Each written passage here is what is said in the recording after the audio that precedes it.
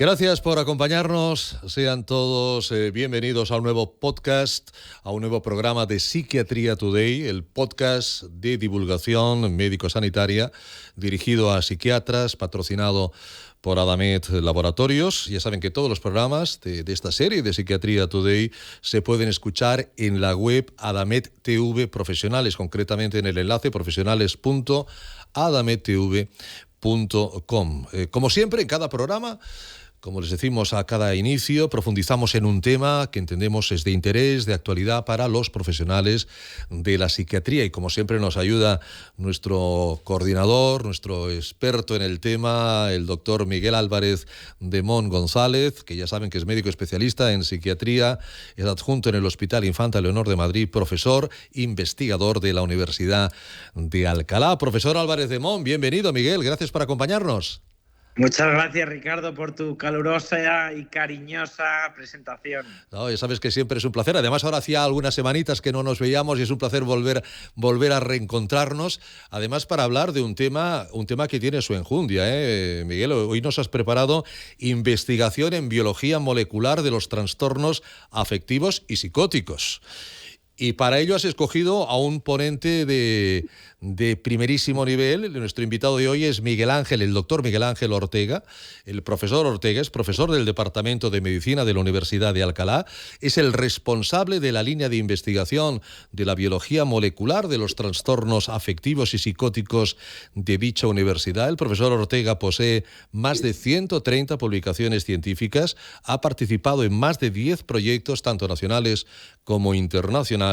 Recientemente recibió el premio de investigador joven de la Universidad de Alcalá y nos va a hablar sobre su labor como docente y por alguna de sus últimas investigaciones. Profesor Ortega, bienvenido, gracias por acompañarnos.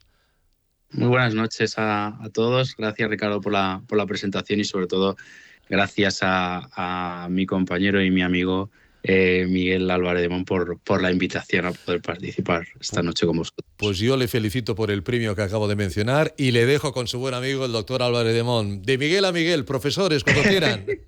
Gracias. Efectivamente, Miguel, te iba a llamar profesor Ortega y me iba a andar, pero digo, mira, ya lo has dicho, pues somos muy amigos. Entonces hoy me hace mucha ilusión que hoy haya venido el profesor Ortega porque es muy amigo mío, pero sobre todo tiene una trayectoria impresionante. A pesar de su juventud, tiene mucha experiencia investigadora y una trayectoria, como digo, impresionante, porque tener 130 publicaciones es impresionante a cualquier edad, pero si digo su edad es más sonrojante aún. No la voy a decir, la voy a dejar ahí como una incógnita.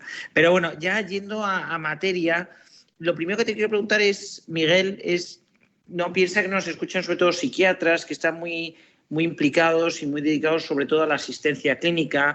Pero yo creo que antes de que nos metamos en materia más seria, que nos animes, a que consigas picar la curiosidad y la ilusión de la gente. Entonces yo te quería preguntar, sobre todo pensando, ya te digo, en nuestros oyentes, ¿no? ¿Cuál es tu principal motivación para dedicarte a la investigación con tanta intensidad? ¿Y qué recomendación le darías a un psiquiatra que nos pueda estar escuchando ahora que se quisiese iniciar en la investigación? Bueno, es una pregunta muy trascendente, ¿no? Realmente, cuando yo creo que la investigación y sobre todo la investigación en el ámbito de la medicina va muy ligada a nuestra vocación, sobre todo como la dimensión que tiene el médico, ¿no? Realmente el médico tiene muchas facetas, pero una de las principales es, por supuesto, el comprender, ¿no? El comprender ya no solo lo que es la patología, sino la persona en todas sus dimensiones. Entonces, el poder comprender una patología de la persona que tiene delante, el poder avanzar en todos estos aspectos, yo creo que eso es lo que nos tiene que motivar, el mejorar, no estar estancados y sobre todo el coger el relevo de los que nos preceden con ese entusiasmo que sobre todo pues, el campo de la psiquiatría tiene, ¿no? Yo creo que si vemos los avances de una de las disciplinas del aspecto, me refiero sobre todo al aspecto de investigación translacional, ¿no? Yo voy a hablar de este aspecto, no tanto de la clínica, que por supuesto, pero en este aspecto creo que la psiquiatría es el campo más dinámico, con más fuerza que se está viviendo, ¿no? De hecho, cada vez que ves, aparecen nuevas revistas de muchísima trascendencia, de muchísimo impacto, muchísimos grupos trabajando. Pero yo creo que eso lo que mueve es que, si me lo permitís, el psiquiatra es un médico especial, ¿no? Es un médico que yo creo que es todos los médicos lo son, ¿no? Porque para ser médico hay que tener vocación humanística, pero el psiquiatra es más trascendente. Entonces, la investigación en el ámbito de la psiquiatría quizás se refiere más a esa vocación de comprender a la otra persona, porque no se entiende una cosa sin la otra. Y en este sentido, pues yo creo que el psiquiatra está obligado a investigar, y sobre todo a investigar lo profundo de esta patología y de la persona que sufre, ¿no? Yo creo que es el compromiso que debe tener. Mayano, muchas gracias. La verdad es que la respuesta es profunda, o sea, es profunda e invita luego a la reflexión. Esta es una de las que no escuche por la mañana, digo que esta respuesta ya es para ir machacando y digiriendo a lo largo de todo el día. Y ahora ya entrando como en materia, yo quería que antes de que entrásemos en aspectos muy concretos, quiero que explicases de una manera lo más asequible posible qué es la biología molecular, porque yo entiendo que tú estás súper familiarizado, pero los psiquiatras o el psiquiatra medio, el psiquiatra habitual, no está familiarizado con qué es la biología molecular. Si nos lo podéis explicar. Sí. Bueno, sobre todo cuando nos referimos al campo de la biología, nosotros, como el profesor Álvarez de Mon, bueno, nuestro maestro, tanto de Miguel y mío. El padre. El padre, el Hijo, y yo debo ser el Espíritu Santo. Entonces, nos dedicamos a un ámbito de la comprensión de los aspectos biológicos, y una de las dimensiones que nosotros tenemos es el aspecto de la inmunología, y en concreto de la biología molecular, ¿no? Entonces, entendemos la biología molecular sobre todo en nuestro ámbito, como la comprensión de los mecanismos por los que la enfermedad actúa, pero no solo a nivel de la propia célula, porque si recordamos la biología que estudiábamos en los primeros cursos, pues estudiábamos la proteína, ¿no? Nosotros estudiamos la proteína, estudiamos todo lo relacionado con la proteína en niveles puramente cuantitativos, es decir, si en una cohorte de pacientes sube, baja, y eso también tiene trascendencia porque a vosotros os permite tomar unas decisiones clínicas muy relevantes, ¿no?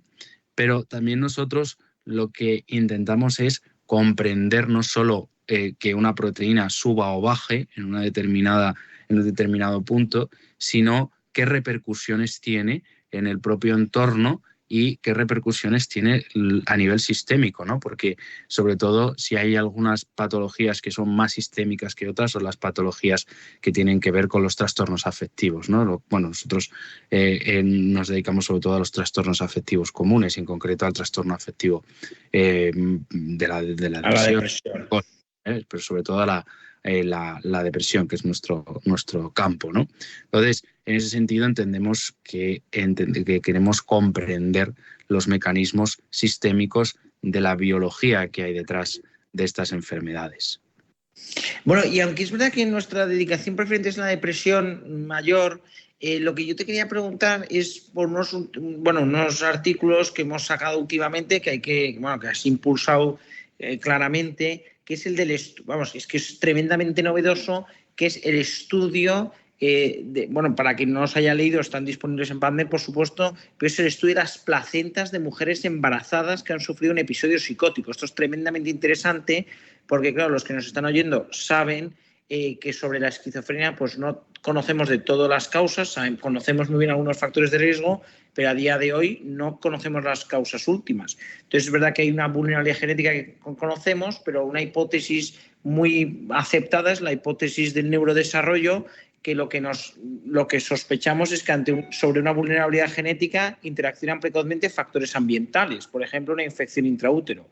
Por lo tanto, irte incluso antes, irte a la fase embrionaria, es interesantísimo. Entonces, yo quería, Miguel, que nos contases un poquito de estos últimos trabajos, de esta línea, ¿qué te animó a liderar esta línea de estudiar placentas de mujeres embarazadas. Me consta que tienes, bueno, sé de primera mano que tienes muchísima experiencia en el estudio de las placentas, porque Miguel Ortega pues tenía mucha trayectoria previamente en otras patologías, pero ¿por qué te inclinaste por episodios psicóticos en mujeres embarazadas? ¿Cuáles son los principales hallazgos que has encontrado o que hemos encontrado hasta ahora? ¿Y cuáles te parecen a ti que van a ser las futuras directrices o por dónde deberíamos de ir en el futuro? Bueno, como bien has comentado, pues nuestro grupo tenía mucha experiencia en las patologías que tenían que ver sobre todo con la pérdida del bienestar materno-fetal, ¿no? Entonces, llevábamos el profesor Álvarez de Mon y parte también de nuestro grupo con la profesora Buján, que Miguel conoce, pues estudiamos desde hace más de 10 años el efecto que tenían determinadas patologías que eran prácticamente, con perdón, despreciadas, ¿no?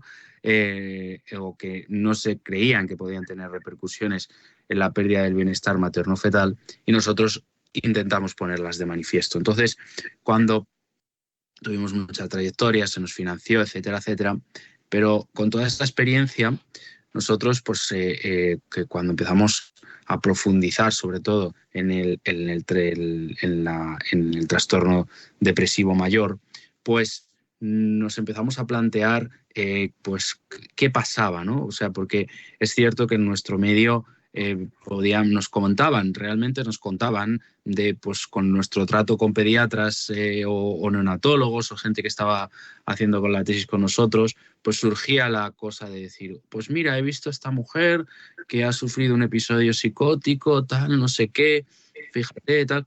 Entonces, siguiendo un poco pues con la línea que nosotros seguíamos de los trastornos depresivos, pues nos empezamos a preguntar qué puede pasar, ¿no? O sea, todo el mundo se basa en lo que puede pasar en la madre, ¿no? Bueno, en esa mujer, o estabilizar, evidentemente, que es la urgencia médica, pero ¿qué pasaba más allá? ¿Dónde estaba la huella de esta respuesta sistémica que estaba pasando? Entonces, nosotros nos empezamos a centrar en qué pasaba también a nivel fetal, o sea, qué pasaba con lo que es muy trascendente, que es la pérdida de bienestar materno-fetal. Entonces, para nosotros, evidentemente, es muy difícil poder, tanto para nosotros en el laboratorio como para el clínico, el poder acceder a cualquier muestra biológica tanto de la madre y, por supuesto, del feto.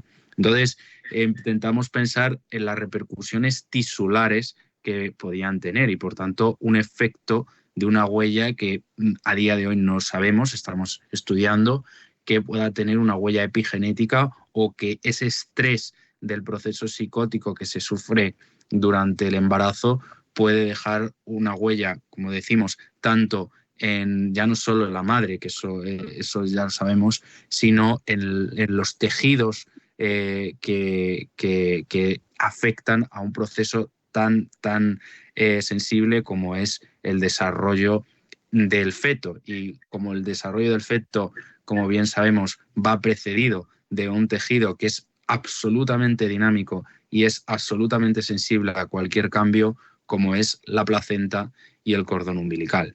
Y por eso nos centramos en el estudio de la placenta y el cordón umbilical como punto clave de posibles afectaciones de los trastornos afectivos comunes. Entonces, es verdad que fue una idea que nos surgió, bueno, pues que sobre todo pues fuimos los Migueles, Miguel y Miguel, ¿no? Entonces, el que me está entrevistando y yo, pues los que con ese bagaje empezamos a coger lo que teníamos, ¿no? También de estudios anteriores, y empezamos a decir, pues vamos a ver lo que ya sabemos y vamos a aplicarlo a este hecho. Evidentemente, este primer estudio es un estudio de una prueba de concepto y es una corte pequeñita, pero que nos permite pues empezar, ¿no? Empezar en una línea que realmente pues yo creo que todos nosotros tenemos muchísima ilusión, porque nos permite comprender tanto un concepto para nosotros muy trascendente como es la pérdida de bienestar materno-fetal, porque es la madre, pero sobre todo de una huella epigenética que no sabemos qué puede pasar con ese niño y sobre todo con el neurodesarrollo. Hay algunas evidencias, ¿no? Pero ningún estudio ha puesto el énfasis en estos tejidos, ¿no? Entonces, bueno. No, la verdad que yo estoy tremendamente ilusionado y hay varias publicaciones disponibles en PubMed, porque si alguien las quiere revisar, corrígeme Miguel, pero las hemos publicado, hay una en una revista de histología que se llama Histology e Histopathology, y luego hay otras dos que... Sí, vamos, esa nos la acaban de aceptar. Bueno, pero que va a estar disponible ya. O sea, digo que... Sí. Y luego tenemos otras dos que también están disponibles en PubMed. Eso es, y luego otra más que publicamos de una revisión sistemática, ¿no? Porque, bueno, claro, no, pero digo que por si alguien quiere ampliar, por supuesto, bueno, la pueden pedir o está disponible, ¿no? Pero bueno, sí, efectivamente esto de estudiar las placentas y el bienestar materno-fetal en mujeres que sufren un episodio psicótico, yo creo que tiene todo el sentido del mundo. Nos decantamos por este enfoque en particular, comenzarlo por mujeres con episodios psicóticos, porque nos parecía que podía ser una enfermedad tremendamente interesante para estudiar, ya que hay esta hipótesis del neurodesarrollo, que no ocurre en depresión. En depresión también es súper interesante y yo creo que es una línea que ojalá, ¿no? Ojalá podamos en algún momento también desarrollar, pero desde luego que yo creo que esto en concreto tenía más sentido comenzar en esquizofrenia y trastornos psicóticos relacionados. Por el tema de la hipótesis de que no conocemos muy poco de la etiopatogenia, etcétera. Entonces, pues bueno, Miguel, tampoco te quiero robar más tiempo, ¿no? Que bastante generoso has sido y sobre todo ha sido un placer, pues contar contigo para este podcast. La verdad es que yo siempre pienso que la medicina, pues evidentemente la pata principal, evidentemente la pata asistencial, pero bueno, que luego también tiene esas otras dos patas de investigación y de docencia, y donde también, pues la verdad es que esa simbiosis, esa unión súper fructífera y productiva con profesionales como tú, que tenéis mucha más formación en básicas y que conocéis muy bien todas estas técnicas, claro, permite conocer la enfermedad desde ángulos complementarios. Entonces yo creo que, volviendo a la pregunta, que creo que ha quedado ahí un poquito en el tintero, pero ¿qué le dirías a un psiquiatra que probablemente hacer técnicas de biología molecular le queda muy lejos, porque exige una dedicación enorme y hay que aprenderlas y no tenemos esa formación, pero ¿por dónde te parece que podríamos empezar? Si alguien quisiese involucrarse, ¿no? Diciendo, oye, tengo esta espinita de que quiero hacer investigación, y ya con ese consejo final cerramos y te dejo tranquilo, ¿eh? Pero yo querría que contagiases un poquito de tu ilusión a los valientes que se hayan quedado hasta el final, como premio por haber escuchado hasta el final. Pues mira, yo creo que quizá mi trayectoria, mi corta trayectoria, he aprendido mucho de mucha gente, ¿no? Por supuesto, pero he aprendido mucho de nuestro mentor, de nuestro investigador principal, de nuestro líder de grupo, el profesor Melchor Álvarez de Mon, y de la profesora Buján. Pero del profesor Álvarez de Mon he aprendido una cosa, y es que nunca se dice no, ¿no? Nunca se puede decir que no, y que en la medicina no cabe el desesperarse. Entonces, realmente la investigación en medicina es distinta, es muy diferente a cualquier otra ciencia, desde el respeto, por supuesto, pero la medicina tiene que ser inevitablemente lo que a mí me ha enseñado nuestro jefe, es que es el estudio absoluto de todas las dimensiones y que sin una dimensión no se puede comprender el resto. Entonces, si queremos mejorar, si queremos ser buenos médicos, si queremos realmente comprender a nuestros pacientes, estamos obligados a investigar en todos los sentidos.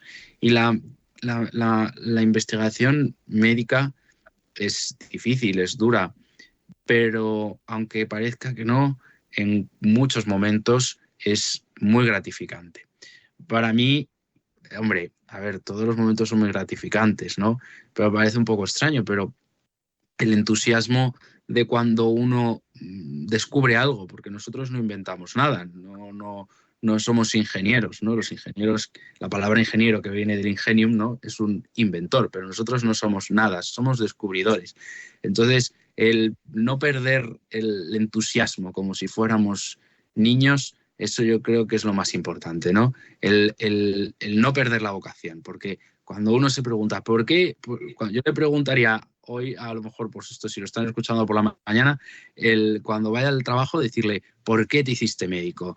¿Cuál fue tu vocación? ¿No? Y entonces decirle, vuelve a mirar con los ojos de un niño. Y entonces, cuando mires con los ojos de un niño, enseguida te vas a emocionar, enseguida vas a ir corriendo al biólogo que tengas abajo y vas a decir, dame lo que tengas, que yo te voy a dar también lo que tengo. Y entonces, eso es lo más importante. Y sobre todo yo creo que, mira, decía un médico italiano que se llamaba Giuseppe Moscati, que luego lo hicieron santo, decía, no fue la ciencia lo que cambió el mundo, fue realmente, tampoco fue la medicina, decía que fue la vocación, la ilusión y el entusiasmo, y lo más importante, el amor. Y yo creo que el amor a nuestra profesión, el amor a ser médicos, eso nos va a motivar a investigar cada día. Entonces, eso es el entusiasmo, y aunque las circunstancias sean duras, yo creo que nunca tenemos que perder, ilusionarnos, al fin y al cabo. Así que yo animo a todos a que se ilusionen. Yo creo que el que un médico haga la tesis doctoral, eso, yo he visto una cara de felicidad, por supuesto la mía, ¿no? Pero cuando yo fui doctor, pero yo creo que Miguel y yo, que hemos dirigido doctorandos, ese momento es uno de los momentos, yo creo que muy felices. Y mira, así decirlo, si lo haces por ti, por ponerte el gorro, pues por lo menos hazlo por tu madre o por tu padre, que le hará ilusión colgar la foto. ¿No? Oye, pues yo creo que ya con esto no vamos a decir nada más por no romper el momento. No, además estamos ilusionadísimos, contagiados de esa ilusión del doctor Ortega. Muchísimas gracias, Miguel Ángel. Ha sido un placer tenerte con nosotros, de verdad. Gracias a vosotros. Hasta pronto. Doctor Álvarez de Mon, muchísimas gracias por traernos a esta magnífica persona, este magnífico ponente. Miguel, nos vemos en el próximo podcast, ¿de acuerdo? Gracias, Ricardo. Como siempre, un placer. Igualmente, un abrazo, profesores. Cuídense mucho, cuídense mucho. Ya saben que pueden enviar todas sus preguntas, todas sus sugerencias a este correo electrónico, contacto@psiquiatriatoday.com. Recuerden que este programa lo ha realizado en EasyWalk y lo ha patrocinado Adamet Laboratorios. Les espero en el próximo podcast de Psiquiatría Today. Muchísimas gracias.